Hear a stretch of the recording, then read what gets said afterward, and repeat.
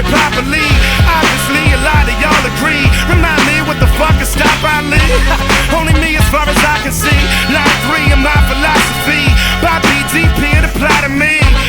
I'm just a guy to lead a crew. That mean the true people that believe in you and hold you down and do what they need to do. Street preacher, say you don't believe what these people teach, for me neither. He who follow his dream is team leader. All right, so hooking up with Rhymesayers back in your teenager, I would assume. How did you foresee your future as an MC going? And the whole crew, you're all underground, you were local at that time, and now you guys are basically one of the biggest units in terms of sales on the indie tip and things like that. How did that come about?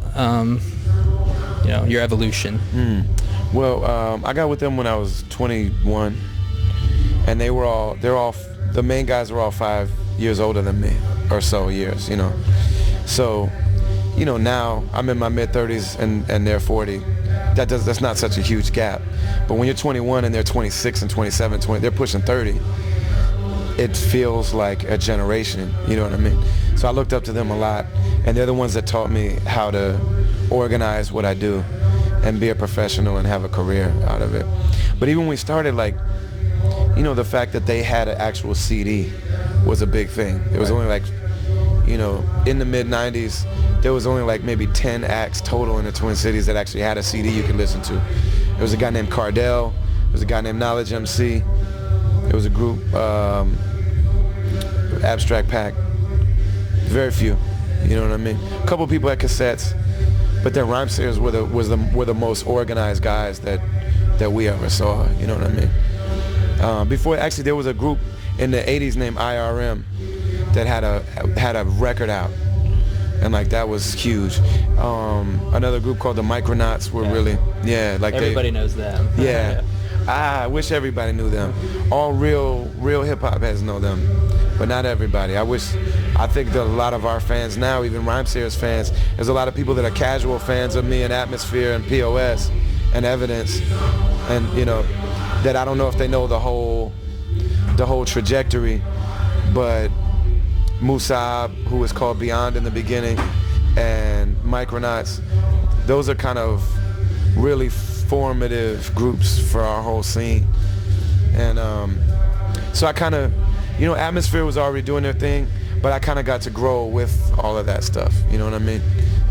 None of us really knew what it was going to be, but I think that our guess wasn't too far off.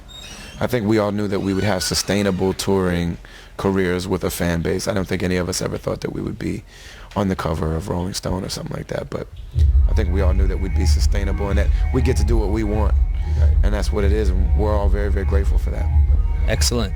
One last question. As a man of faith, on the road, touring, how is it to, the temptations and things like that, how hard is it to remain constant in your walk and in your beliefs? And it's weird. Tour is a almost like an alternate universe. If you make it that way, there's the potential is there to make it feel like not real life. Mm-hmm. You know what I mean? It can really feel like being John Malkovich or something. It almost feels like you could step into somebody else's life, and that the things that happen on tour don't follow you. When you're young and you're on your first tour, because you do something and then you leave, and the feeling is, I'm never going to see these people again. You know what I mean?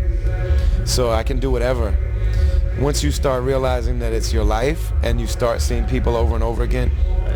I've been touring for 10 years, and so, I see the same promoters, I see the same people at shows, I see the same people that work at the club, see the same interviewers.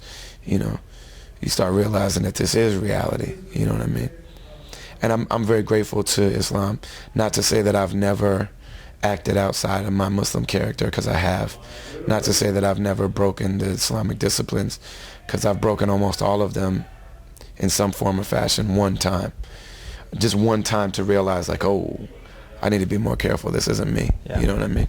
But I'm very grateful for having those Islamic disciplines, because if I didn't have them, who knows? Who knows if I'd still be here? Right. I got friends that aren't here. You know what I mean? Yeah. So. And I mean, in terms of artistry as a whole, you're consistent for over a decade now, being able to stay on track and stay on course. So it's good to keep you grounded, and it's good to still have you out here on the road putting out masterpieces. Yeah, thank you for saying that. And I think if we're fair, we have to acknowledge that there are people that don't have necessarily a spiritual discipline that are able to focus themselves. You know what I mean? Like I've watched Slug's life change a lot. You know what I mean? From when I first met him, he was doing the rock star thing. Right. You know what I mean? He was a young sex symbol. He wasn't presenting himself that way, but women made him that in their head. You know what I mean? In their mind, he was forced. He had no choice. And so I saw that. You know what I mean? And then I saw him, navigate that in a really kind of masterful way. And then got married and had kids. And seeing the person that he on his own evolved into is just phenomenal. You know what I mean? Because he's always been an incredible person. He's always been very giving. He never hurt anybody. He never, he's one of the type of people that would party but never allowed his party to hurt other people. He was always helping other people. You know what I mean? And other people were invited to enjoy themselves and stuff. But seeing the person that advanced human being that he evolved into is just really inspirational. You know what I mean? So it just depends on where you're coming from. It's all about what your intentions are, who you are at your core. All this stuff just turns you up to 10. Whatever's there just gets elevated. So sometimes we get turned up to 10 and we see things in ourselves that like, I didn't even know I had it in me to be this way. Right. And so it makes us check ourselves. A lot of times it can be therapy that we just play out on a big screen or on stage, I had said last question, but I did have one more I wanted to ask you about Homeboy Sandman. You brought him out on tour. What was that like hooking up with him? Did you personally select him? Was it more of a management thing? No, I choose all my openers and my support, my tour mates, I'll say that. My Homeboy Sandman is my favorite rapper right now. Like, he's my favorite MC right now. Just because he's so lyrical and creative, and he has a message, but he's also very charismatic. He also is very musical. Like a lot of people are very musical, but they don't say anything. And then there's a lot of people that get really lost in the writing of rhymes and what their message is, but they're not musical, and you have to be both. Right. And he really is. You know what I mean?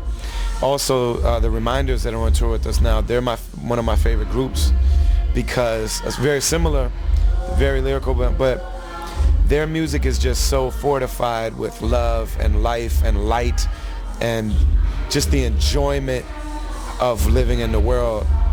And it gives me this sense of joy. You know what I mean?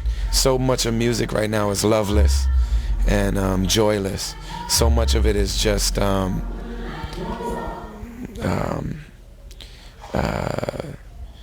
don't even want to characterize it. Right. But it lacks joy and it lacks love. And their music is just full of joy and full of love and full of light, full of hope, full of beauty. It just makes me feel a certain way when I listen to it. And so I want the world to experience that, you know what I mean? Well, it's great to surround yourself with such positivity on, the multiple months you'll be on tour. So it's a beautiful thing. Yeah. And thanks a lot for doing the interview. This is Hip Hop Authority and thewellversed.com with Brother Ali. And say peace out.